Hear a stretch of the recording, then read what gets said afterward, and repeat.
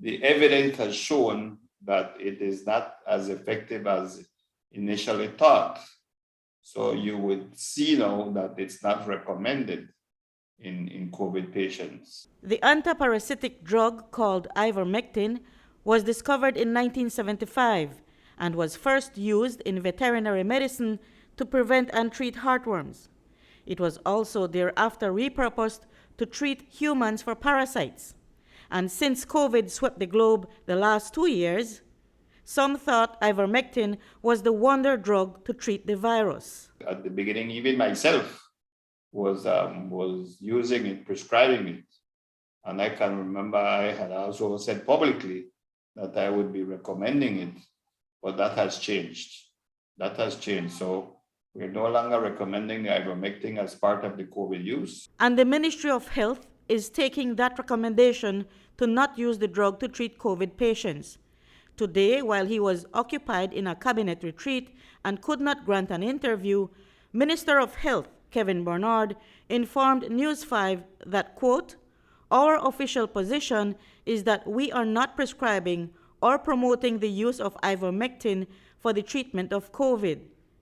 Even though you can find some studies still advocating its use, the majority of studies have not proven its effectiveness," unquote.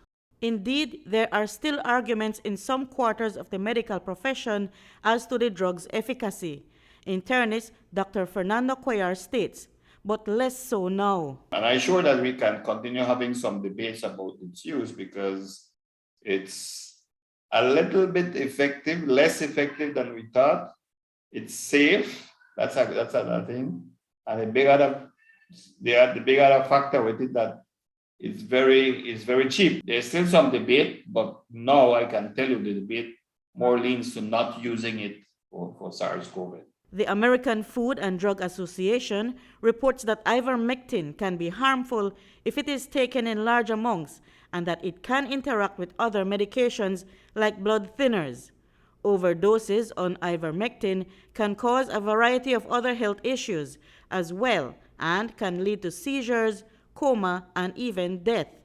But while this once miracle drug is now being taken off the list of COVID treatments, newer ones that have gotten the thumbs up might not be accessible to every patient. Other types of medication that have now come on the market are far more expensive. Molnupiravir, which was available in Belize, a 5-day course of that costs $450. So that makes it prohibitive to a lot of people. No? A lot of people won't have that amount of money to spend on the newer medication that is recommended. The cost attached to the new treatment drug for COVID could put new burdens on the government if another COVID wave comes our way. Reporting for News 5, I'm Marion Ali.